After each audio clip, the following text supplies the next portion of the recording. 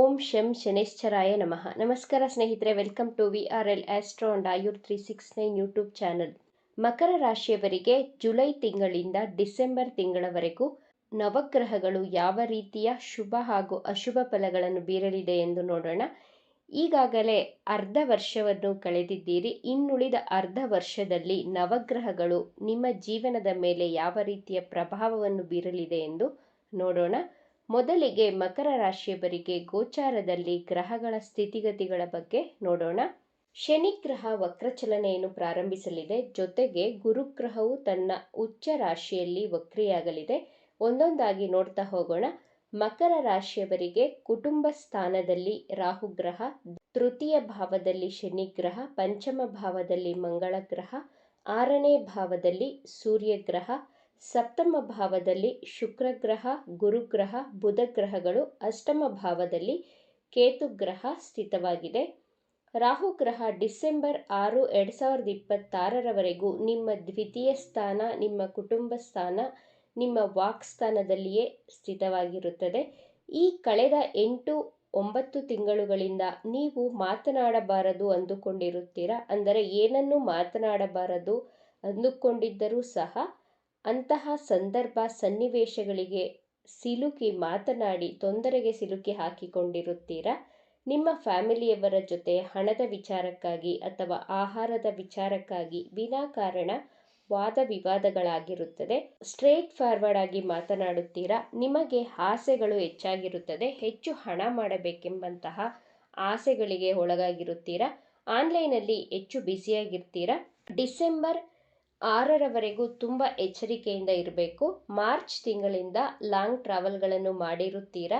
ಆನ್ಲೈನಲ್ಲಿ ಕೆಲಸ ಮಾಡಲು ಸ್ಟಾರ್ಟ್ ಮಾಡಿರುತ್ತೀರಾ. ಸೇಲ್ಸ್ ಹಾಗೂ ಮಾರ್ಕೆಟಿಂಗ್ ಫೀಲ್ಡಲ್ಲಿ ಕೆಲಸದಲ್ಲಿ ಹೆಚ್ಚು ಟೈಮ್ ಸ್ಪೆಂಡ್ ಮಾಡಿರುತ್ತೀರಾ. ವಿದ್ಯಾರ್ಥಿಗಳು ನಿಮ್ಮ ವಿದ್ಯಾಭ್ಯಾಸಕ್ಕಾಗಿ ದೂರದಲ್ಲಿ ಹೋಗಿ ಜಾಯಿನ್ ಆಗಬೇಕು ಅಥವಾ ಜಾಬ್ ಮಾಡುತ್ತಿರುವವರು ನಿಮ್ಮ ಜಾಬಲ್ಲಿ ಟ್ರಾವೆಲ್ ಮಾಡಬೇಕು, ನಾನು ಹುಟ್ಟಿದ ಊರಿನಿಂದ ದೂರ ಹೋಗಬೇಕು ಅಥವಾ ಬೇರೆ ರಾಜ್ಯಕ್ಕೆ ಬೇರೆ ರಾಷ್ಟ್ರಕ್ಕೆ ಹೋಗಬೇಕೆಂಬಂತಹ ಪ್ರಯತ್ನವನ್ನು ಮಾಡಿರುತ್ತೀರಾ.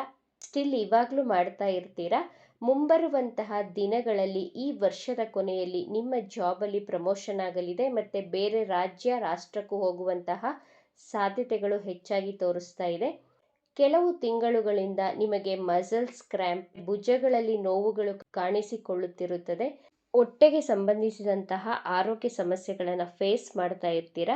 ಕಾಲಿಗೆ ಸಂಬಂಧಿಸಿದಂತಹ ನೋವುಗಳು, ಮಂಡಿ ನೋವು, ಪಾದಗಳಲ್ಲಿ ನೋವನ್ನು ಅನುಭವಿಸುತ್ತೀರಾ. ಜೂನ್ 2027ರವರೆಗೂ ಹೆಲ್ದಿ ಫುಡ್ ಹ್ಯಾಬಿಟ್ಸ್ನ ಫಾಲೋ ಮಾಡಿ. ಇಲ್ಲದಿದ್ದರೆ ಲಿವರ್ ಸಂಬಂಧಿಸಿದ ಆರೋಗ್ಯ ಸಮಸ್ಯೆಗಳು ಕಾಣಿಸಿಕೊಳ್ಳುತ್ತದೆ. ಈ ವರ್ಷದ ಜುಲೈ ತಿಂಗಳು ಹಾಗೂ ಆಗಸ್ಟ್ ತಿಂಗಳಲ್ಲಿ ನಿಮ್ಮ ಆರೋಗ್ಯದ ಬಗ್ಗೆ ವಿಶೇಷ ಗಮನವನ್ನು ಕೊಡಿ. ಸೆಪ್ಟೆಂಬರ್ ತಿಂಗಳ ನಂತರ ನಿಮ್ಮ ಆರೋಗ್ಯದಲ್ಲಿ ಚೇತರಿಕೆಯನ್ನು ಕಾಣುತ್ತೀರಾ. ಏನೂ ಸಮಸ್ಯೆಗಳಿಲ್ಲ. ಮೇಜರ್ ಪ್ರಾಬ್ಲಮ್ಸ್ಗಳೇನೂ ಆಗುವುದಿಲ್ಲ. ಅಷ್ಟಮಾಧಿಪತಿಯಾದಂತಹ ಸೂರ್ಯಗ್ರಹ 6ನೇ ಭಾವದಲ್ಲಿದೆ. ಆಗಸ್ಟ್ 16ರಿಂದ ಸೂರ್ಯಗ್ರಹ 7ನೇ ಭಾವಕ್ಕೆ, ಸೆಪ್ಟೆಂಬರ್ 16ರಿಂದ ಅಷ್ಟಮ ಭಾವಕ್ಕೆ, ಸೆಪ್ಟೆಂಬರ್ 16ರಿಂದ ಅಕ್ಟೋಬರ್ 16ರವರೆಗೂ ಸೂರ್ಯಗ್ರಹ ನಿಮ್ಮ ನವಮ ಭಾವದಲ್ಲಿ ಗೋಚಾರ ಮಾಡಲಿದೆ. ಆಗಸ್ಟ್ 16ರ ನಂತರ ಮಕರ ರಾಶಿಯವರು ಯಾವುದೇ ರೀತಿಯಾದಂತಹ ಕೋರ್ಟ್ ಕೇಸಲ್ಲಿ ಸಿಲುಕಿದ್ದರೆ ಕೇಸ್ ನಿಮ್ಮ ಪರವಾಗಲಿದೆ. ಗೌರ್ನಮೆಂಟ್ ಜಾಬಲ್ಲಿ ಕೆಲಸ ಮಾಡುತ್ತಿರುವವರಿಗೆ, ರಾಜಕಾರಣಿಗಳಿಗೆ ಗುಡ್ ಟೈಮ್.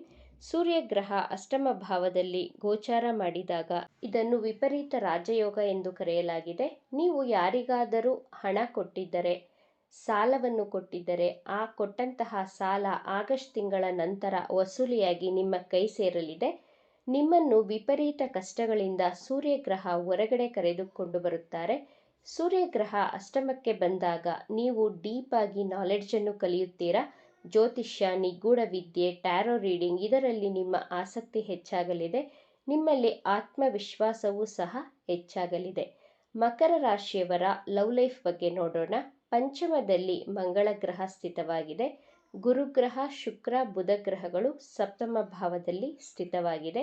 ನಿಮ್ಮ ಲವ್ ರಿಲೇಶನ್ಶಿಪ್ಪಲ್ಲಿ ಅನುಮಾನ, ಜಗಳಗಳಿದ್ದರೆ ಆಗಸ್ಟ್ 3ರ ನಂತರ ಈ ಅನುಮಾನ, ಜಗಳ ಕಡಿಮೆಯಾಗುತ್ತದೆ. ಅಥವಾ ನಿಮ್ಮ ಲೈಫಲ್ಲಿ ಹೊಸ ಫ್ರೆಂಡ್ಸ್, ಹೊಸ ವ್ಯಕ್ತಿ ಬರುತ್ತಾರೆ. ಹೊಸ ವ್ಯಕ್ತಿಗಳ ಜೊತೆ ಸ್ನೇಹ, ಪ್ರೀತಿ, ಅಟ್ಯಾಚ್ಮೆಂಟ್ ಹೆಚ್ಚಾಗಲಿದೆ. ಗುರುಗ್ರಹದ ದೃಷ್ಟಿ ನಿಮ್ಮ ಮೊದಲನೇ ಭಾವವನ್ನು ದೃಷ್ಟಿಸುತ್ತಿದೆ. ನೀವು ಮೆಚ್ಯೂರ್ಡ್ ಆಗಿ ಯೋಚನೆ ಮಾಡಲು ಸ್ಟಾರ್ಟ್ ಮಾಡುತ್ತೀರಾ. ನಿಮ್ಮಲ್ಲಿ ನಾಲೆಡ್ಜ್ ಹೆಚ್ಚಾಗಲಿದೆ. ಬಹಳ ನಮ್ರತೆಯಿಂದ ಮಾತನಾಡಲು ಪ್ರಾರಂಭಿಸುತ್ತೀರಾ. ನಿಮಗೆ ಹೊಸ ಹೊಸ ಅವಕಾಶಗಳು ಕೂಡಿ ಬರಲಿದೆ.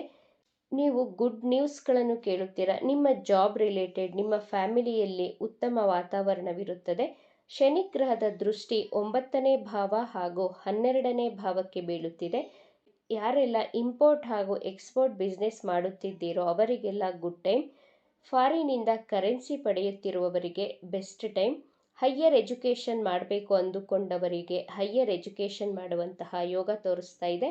ಮ್ಯಾರಿಡ್ ಲೈಫ್ ಬಗ್ಗೆ ನೋಡೋದಾದರೆ ಗುರು ಗ್ರಹ ನಿಮ್ಮ 7ಮ ಭಾವದಲ್ಲಿ ಗೋಚಾರ ಮಾಡಿದೆ. ಅವಿವಾಹಿತ ಮಕರ ರಾಶಿಯವರಿಗೆ ಕಂಕಣ ಭಾಗ್ಯ ಕೂಡಿ ಬಂದು ಮದುವೆ ಸೆಟ್ ಆಗಲಿದೆ. ನಿಮ್ಮ ಮ್ಯಾರಿಡ್ ಲೈಫಲ್ಲಿ ಇದ್ದಂತಹ ಡಿಸ್ಪ್ಯೂಟ್ಗಳು, ಕಲಹಗಳು ಕ್ರಮೇಣವಾಗಿ ಕಡಿಮೆಯಾಗಲಿದೆ. ಗುರುಗ್ರಹ ನೀವು ಏನೇ ಕೇಳಿದರೂ ಕೊಡುವುದಕ್ಕೆ ತಯಾರಾಗಿದ್ದಾರೆ. ವಿವಾಹಕ್ಕಾಗಿ ಕೇಳುವವರಿಗೆ, ಜಾಬಲ್ಲಿ ಪ್ರಮೋಷನ್ ಕೇಳುವವರಿಗೆ ಪ್ರಮೋಷನ್ ಆಗುತ್ತದೆ. ಟ್ರಾನ್ಸ್ಪೋರ್ಟಿಂಗ್ ಜಾಬ್ ಮಾಡುತ್ತಿರುವವರಿಗೆ ಗುಡ್ ಟೈಮ್. IT ಹಾಗೂ ಟೆಕ್ನಿಕಲ್ ಫೀಲ್ಡಲ್ಲಿ ಜಾಬ್ ಮಾಡುತ್ತಿರುವವರಿಗೆ, ಆನ್ಲೈನಲ್ಲಿ ಬಿಸ್ನೆಸ್ ಮಾಡುತ್ತಿರುವವರಿಗೆ, ಆನ್ಲೈನಲ್ಲಿ ಜಾಬ್ ಮಾಡುತ್ತಿರುವವರಿಗೆ ಅದೃಷ್ಟದ ಸಮಯ.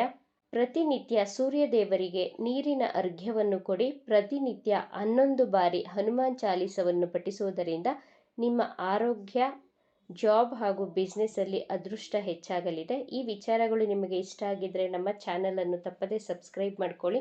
ಈ ವಿಡಿಯೋಗೆ ಒಂದು ಲೈಕ್ ಕೊಡೋದನ್ನು ಮರಿಬೇಡಿ. ಈ ವಿಡಿಯೋವನ್ನು ನಿಮ್ಮ ಫ್ರೆಂಡ್ಸ್ ಆ್ಯಂಡ್ ಫ್ಯಾಮಿಲಿ ಗ್ರೂಪಲ್ಲಿ ಹೆಚ್ಚು ಹೆಚ್ಚು ಶೇರ್ ಮಾಡಿ. ನಿಮ್ಮ ಅಭಿಪ್ರಾಯಗಳನ್ನು ತಪ್ಪದೇ ಕಮೆಂಟ್ ಮಾಡಿ. Thank you friends.